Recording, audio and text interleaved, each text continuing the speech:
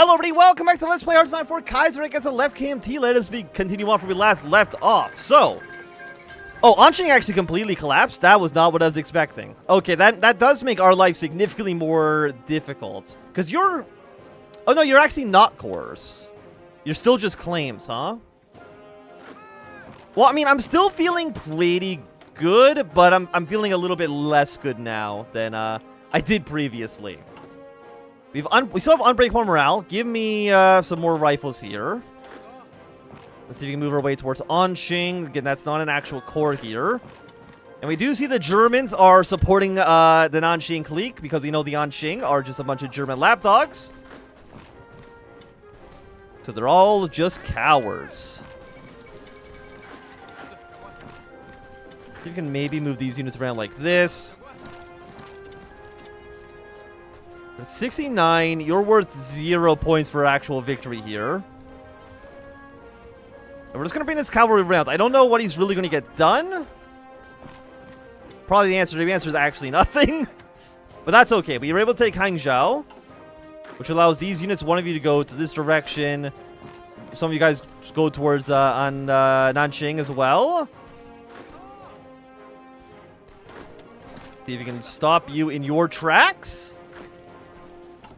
And we could raise 2 more divisions, and you know what, for 10 war support, I definitely will do so. I mean, we need to take Nanching, like that's a non-negotiable territory we need. We're going to pull you back 1. We're going to set you to just kind of defend here for now. See if you can take this city here. I've now gotten 2 of my units encircled. Congratulations to me. Fujianese and Hangzhou. Most of the National Revolution Army's first units were raised in Fujian province from local peasants and the rare urban native. And few, if any, of these regular troops are familiar with the standard Mandarin dialect. Yesterday, a group of Fujianese soldiers on leave in Hangzhou caused a scene when the language difficulties and drunkenness led to a fight with local Hangzhou residents. Despite the view of China as one nation, language difficulties and sharp contrast between rural and urban lifestyles will make stationing more units out their home areas difficult. Also, I did not set up my actual timer. Good work, me. Smartest streamer on earth. Okay, I need to get you out of here, please. And you are going to be last stand for 3 more days. 25 political power, thank you. See if we can take this city. Maybe get like a small encirclement if we're lucky. Are we at war with you? No, we're not actually at war with Xiaodong clique. Which is good, because I don't want to be at war with Xiaodong clique. Oh, so you are not actually a real province. Well, you're real, but this is a lake, so this doesn't really count. If you can move 1 unit here, secure this position. Italy, thank you for the convoys.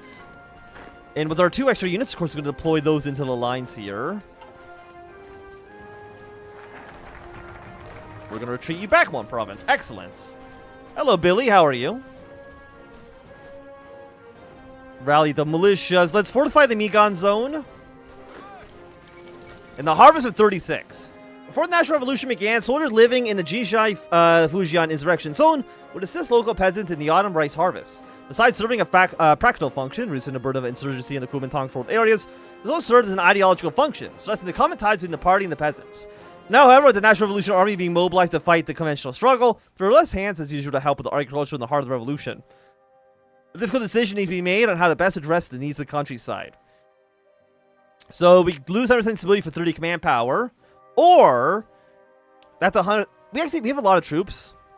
We'll send 100,000 troops over to the countryside. We still need Nanching for sure. Do you think we can maybe get like an encirclement here if we're lucky?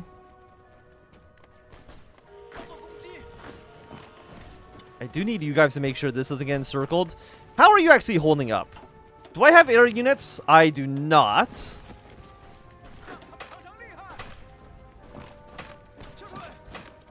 Which does make my life a little bit more difficult, I will say. Let's pull you guys back 1 province. I would like to get these German units killed off if I could. Hey! Okay, let's kill these German troops. We'll wipe you completely out.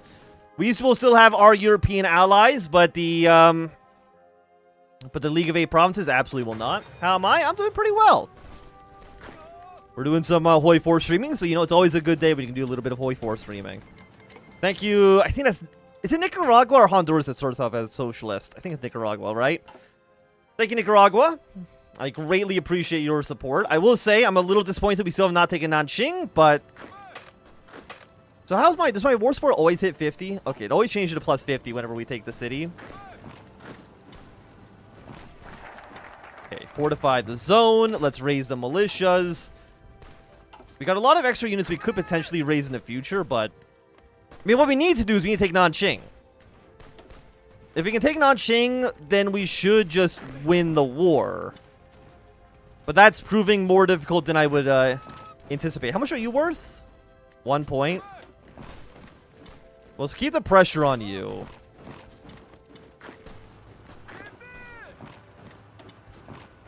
Move our troops up. We got braces. Feels bad. I'm lucky. I've never actually had braces. Even though maybe I do need them, but... If I take this province... Yeah, and then, yeah, these, Nanching troops are now stuck here. We want to make sure you guys are all stationed on this front. We need to take Nanching.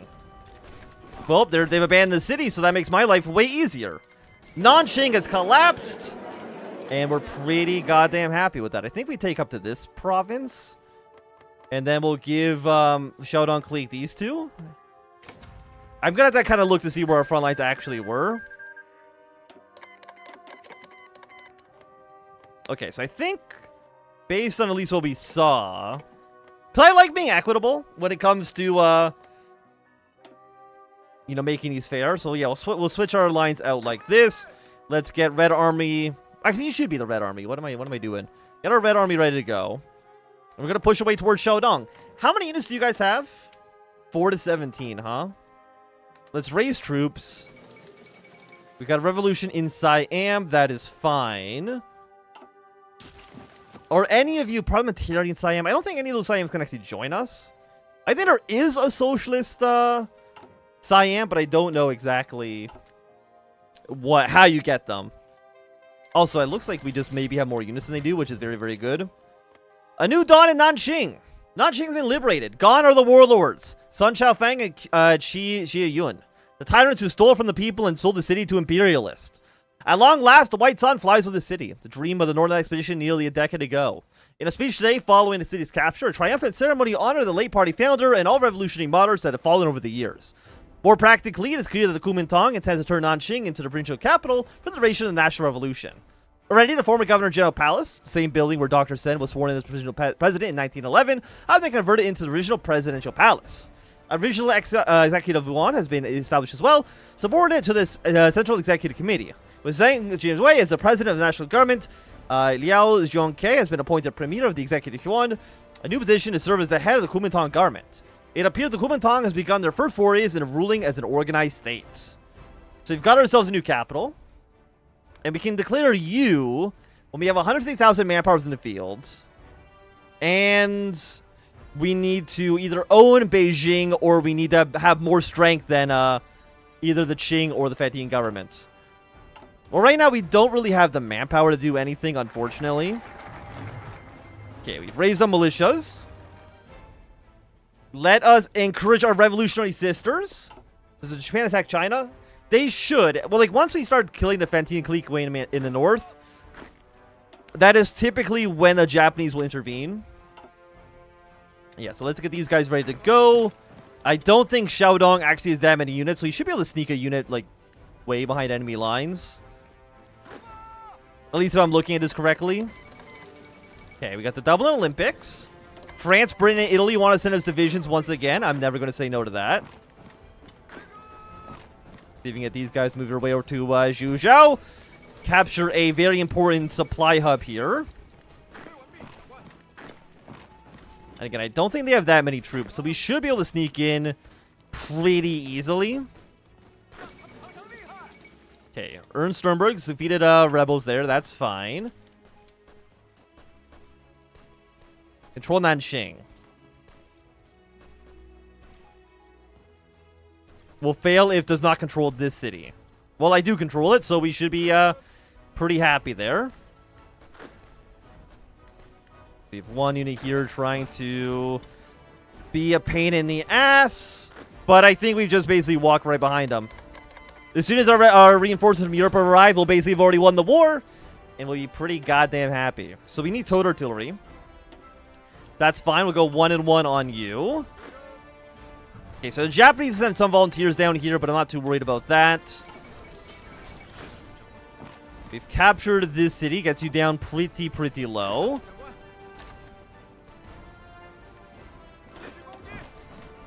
Okay, mobilize, mobilize, mobilize. We'll send one of you down towards this city. Delete this line, delete this line, delete this line. You are not core, so we don't worry about that too much. And we can see that Japanese are trying to intervene at least a little bit, but I don't think they're going to get too far with this.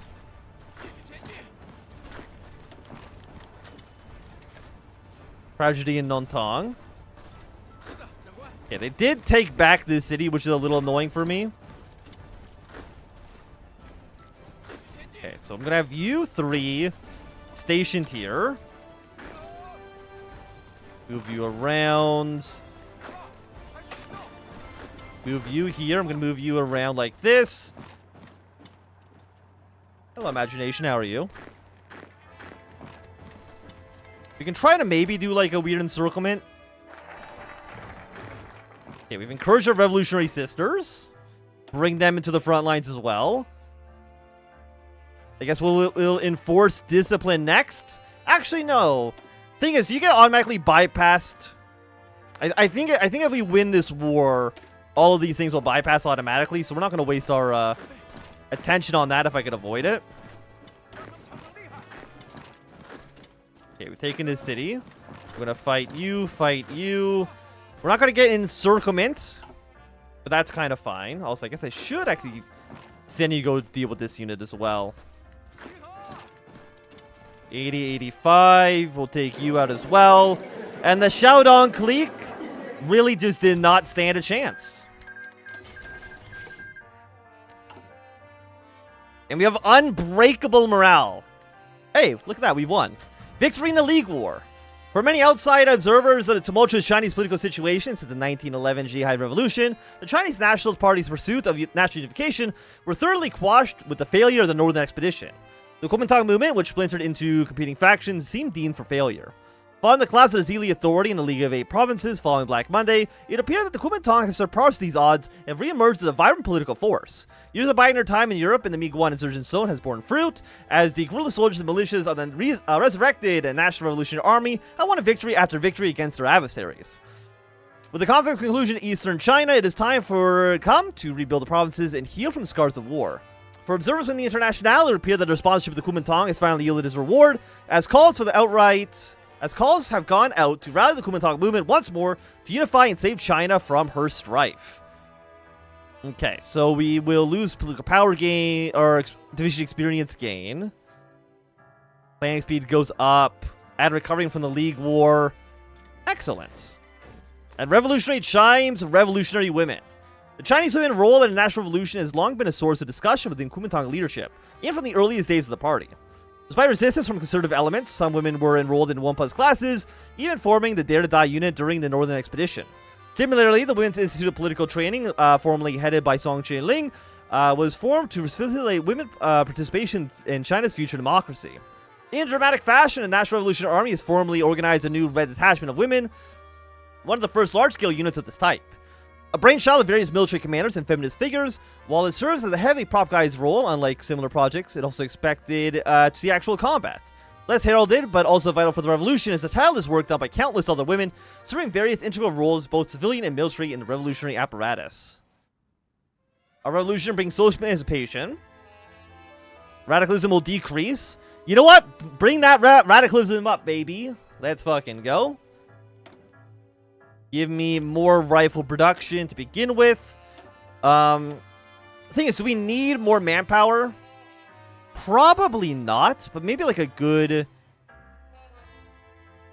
cannot take you. Because we need to actually choose a faction side. Okay. So you will function in the RCA, which I believe is the Central Committee. PAC. Land doctrine cost is kind of garbage. Population plus 20%. Party stability modifier is usually pretty good. So you know what? Chen Yiren, anti-imperialist crusader, welcome to the party, man. Military factory, let's go for another basic infantry equipment. I'm gonna get these divisions. We're gonna put them on the border with the Qing for now because I think that's definitely the riskier faction. Okay, first host the first repatriated Congress. And opening the first repatriated Congress with the Kuomintang. Having been ousted from the politics of China for more than a decade now, the Kuomintang's recent victory over its enemies in the League War has seen Sun Yat-sen's idea for national revolution revived once more. Once the home of the Ming Emperor's official presidential palace, which has been used as a seat of power for Chen Jianfang's autocratic rule over the elite provinces, has now been renovated into the headquarters of the National Revolutionary Government. News that Kuomintang's first reputed Congress is beginning to spread across China, rallying like-minded revolutionaries to a common goal to fulfill the dream of the Northern Expedition and to create a modern and just Republic of China. In addition, the delegation from Third International will also be in attendance at the Congress, having long pledged support to the Kuomintang since the party's initial reorganization in 1924. The Central Committee has long played in exile in Paris and owes its remarkable success to the backing of two major syndicalist nations in Europe. The cordial entourage includes the French syndicalist advisors André Malraux and Jean Fontier, and British advisors David Ramsay and Indian socialist M.N. Roy. The Norwegian syndicalist Ingan Bertrand Ush and various volunteer advisors from primarily the French and British militaries who pledged their service to develop the National Revolutionary Army. Nonetheless, these foreign observers would certainly seem the most notable factions and cliques beginning to form within the Congress's ranks. Those who fought for Song Qingling's populist government and those who have returned home from the syndicalist New Order. Chairman Wang Jinwei stood behind the gratuitous poetry of Sun Yat-sen, flanked by the party's flag and the NRI's flag, as he began to speak to the inaugurament of the Congress. Perhaps to acknowledge the absence of the party's right wing, he started with a passionate appeal that, from a revolutionary anti-imperialist standpoint, the true revolutionaries were to come from the Kuomintang's left. And thus, the first Repatriated Congress began in earnest. The ecstatic revolutionary mood in Nanching reminded many of the same patriotic fervor that had captured Guangzhou in 1924. Thank you for the political power. Not gonna worry about getting any of you right now. We got a lot of resistance, but that's kind of to be expected. And I think we're feeling pretty good. But for now, with the war in the League Provinces 1, I think this is really a great time for us to end this episode. So if you enjoyed, thumbs up. Now do we click thumb down. Do you want to see more? Subscribe, and goodbye.